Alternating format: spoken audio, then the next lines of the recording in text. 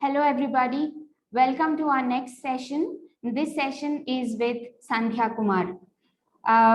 Just to briefly introduce Sandhya before we get into this conversation, Sandhya is based in Bangalore. She is a national award-winning filmmaker.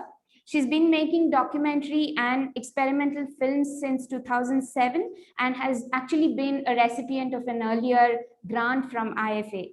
Her work has shown in various international art and film contexts. She has taught filmmaking courses and also worked as a visual art curator. Now, this is a very interesting project. In fact, we think that the internet is all pervasive. We think that it is omniscient, and like you've all been seeing, we've been having technical issues running this festival, and even a small glitch can throw us off off schedule. It can really make things go askew. But what happens if there were internet shutdowns? And in this country, we've had regions that have regularly gone into internet shutdowns where the internet has been continuously throttled, not for one day, for 2 days, but for months together. So what happens in a situation like that? In a context where most of us are sort of addicted to the internet, and there are issues that a lot of the other grantees have been talking about the monstrosity of the internet, but then what happens when there's a complete internet shutdown? And that is what Sandhya's project has been about.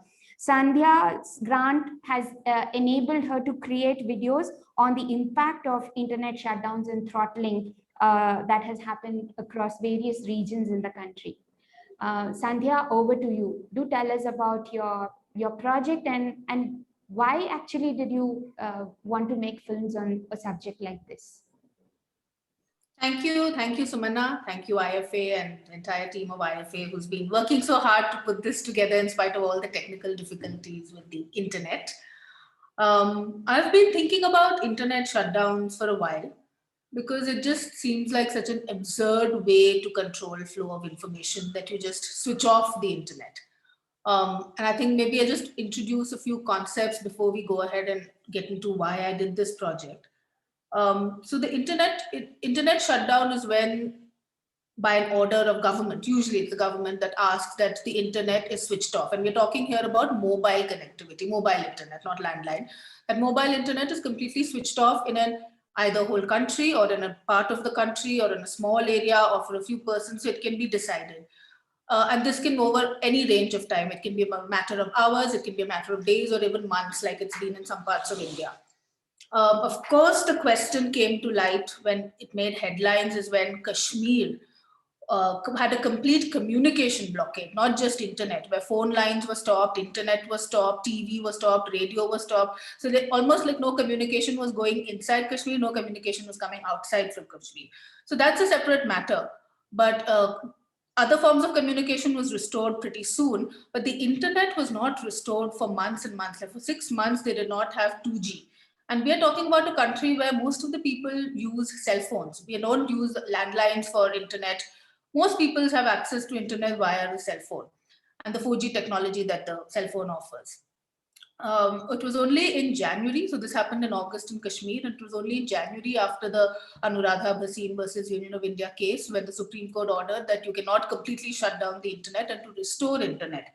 At that point, 2G internet was restored in Kashmir. Now, this is something also which the technicalities of which are very important, and I only found out as I started researching on the subject that 2G is not, I would say, oh, okay, at least it's a little bit slow, but it's not just a matter of speed. It's a matter of technology. 2G is 2 generations older in technology. So a lot of the apps and websites that we use, we access, have all been written, have been coded for 4G technology. So it's not just a matter of speed that Google takes very long to open or something will take, Facebook will take 5 minutes to open, otherwise it takes 2 seconds to open. A lot of these things will not work at all under 2G technology. And when I spoke to a lot of people here, we just had people didn't know what internet shutdowns were. They didn't know that such a thing existed, such a phenomena occurred, it existed. So that's when this call was put out to do something about the internet. It was like the first thing that came to my mind that I should definitely do something about internet shutdowns. because it was just on my mind and I'd been thinking about it. But yes, if this call had not been put out, I might have not used the media of the moving image to talk about it. And as I've been a filmmaker, that's the only language I know. So I was very curious to try and tell the story of the difficulty of what it's like to not have internet or to have very slow internet and to be able to tell it in shots. I usually work in a long documentary format. So that was, again, I put this self as a challenge that, okay, this is going to be a short project, there's a short budget, there's COVID situation, I can't go around shooting, I don't want to do interviews.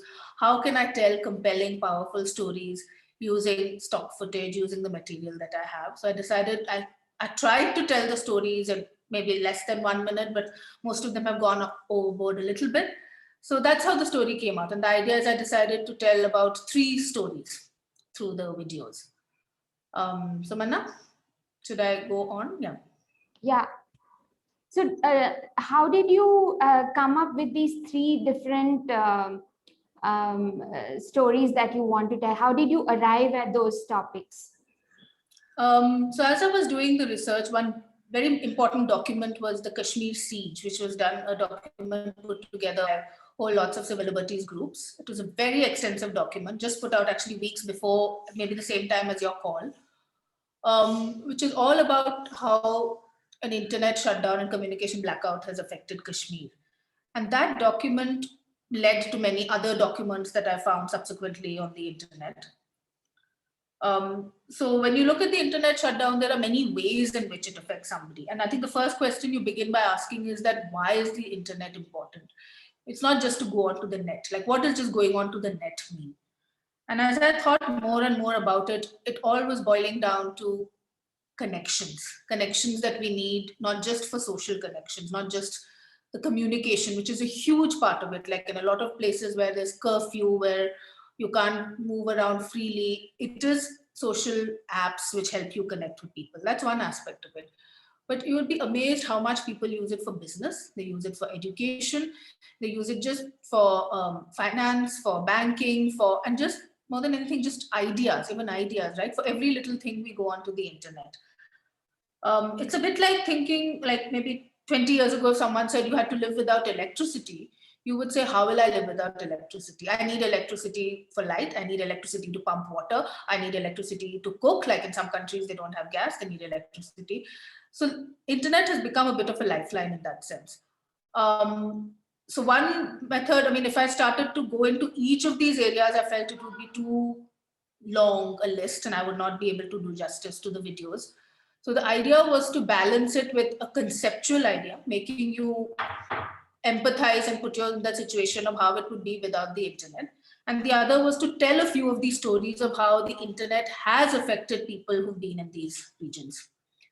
So kind of balancing both the conceptual and the empirical, I kind of came up with 3 stories. Right. And in terms of the research, apart from the research material that was available online, did you actually have to call up people? What kind of human interaction did your research involve? Yeah, it's a very good question because again, I was trying to see how much of that I would want to do or I had time to do. So luckily there was actually a lot of information available with a human angle online. There have been a lot of newspapers, magazines that have done human interest stories of people who've been affected by the internet. And there's the Internet Freedom Foundation. There's a whole organization that's been working towards the cause of freedom of the internet. So speaking to some people from IFF and otherwise just reading up a lot of these first-hand reports is what has been the basis of the research.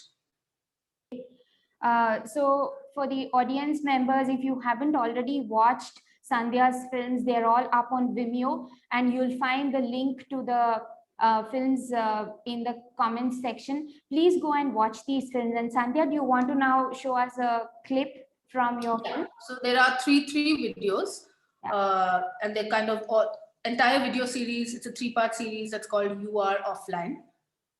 So when it starts, actually a lot of people have written back to me saying it's not working because the title is You Are Offline, but just wait for 2 seconds, it will start playing. So the first one is called Disconnected. which is more conceptual, making you think about what it's like to live without the internet. The second one is actually a very interesting concept. It's on the concept of digital citizenship, which really, in 2015, the government of India launched what it calls the Digital India campaign and tried to provide a whole range of services that you could go online and do. And that's great. So now we have this whole e-Seva, and you can apply for a passport, you can access health, you can do banking, you can do cashless payment, all of that through government services, government apps, not private apps. But the fact is, when you shut down the internet, people are also cannot access any of these services. So it's a concept of how by taking away the internet, you're actually making a section of the population lesser citizens. That's a question it's a play on citizenship. The third video, which is what I'm going to share very shortly, is called Gravity. And that's looking at how internet shutdowns affects livelihood by looking specifically at apple growers in Kashmir. So I'll play that and then we can take your questions after.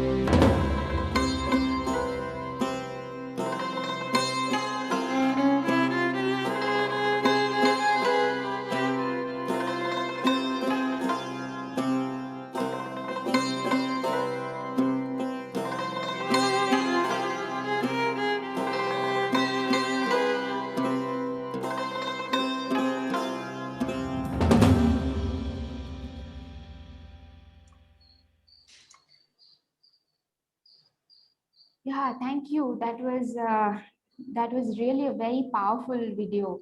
And at a time when we are really talking about 25 years of internet in India and having some kind of a two-day a sort of a festival where we're bringing all these projects together, it's, I think, so important that we think and we look at these kinds of contexts where the internet means something else for different people, and and here what we're seeing is really the context of Kashmir, but in different regions, like your other films point out, there's so much that is so context specific, right? What the internet means in each of these regions. And it's important that we really look at this at a time when we are at this vantage point of 25th year of internet in India. Thanks so much, Sandhya. Is there anything else you'd like to share with us as part of this conversation?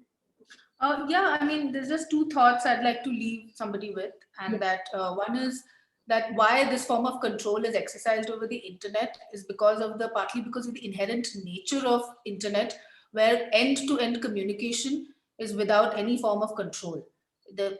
Inherent bias is towards freedom of users. Yes. And I think this is a kind of media, and the scope of the internet is something I think keeps is mind-boggling for us every day, the amount what it does. But at the same time, I just want to again make a cause for keeping the internet a free space, to have as little censorship on the internet, and at the same time to completely not block internet for people.